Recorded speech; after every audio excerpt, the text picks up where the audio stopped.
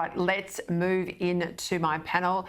Lots of comments there about Anthony Albanese wanting to be sworn in on Sunday, along with Penny Wong. I thought it was pretty extraordinary. We might have a result on Saturday night, particularly if we're not going to get postals to Sunday afternoon. They're not even opened until then.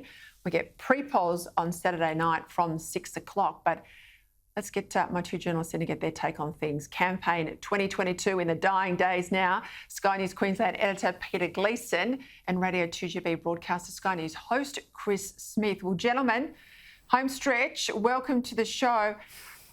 I thought the Albanese comments were arrogant, given how tight things are, Chris. But it was a reminder, I've been there when PMs have won. I know what happens in terms of the serious briefings, the work required to get everyone into their ministerial portfolios, all sworn in, feet under the desk, working hard.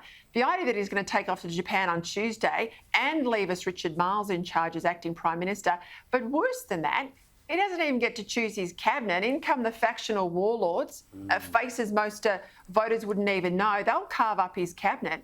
I mean, this is Biden-esque, a leader in name only, isn't it? A glimmer of Labor craziness in the first week, if, of course, they get into power. Now, I can imagine Penny Wong would be insistent, like Penny Wong can be insistent, that she should go over to the Quad. I kind of get that.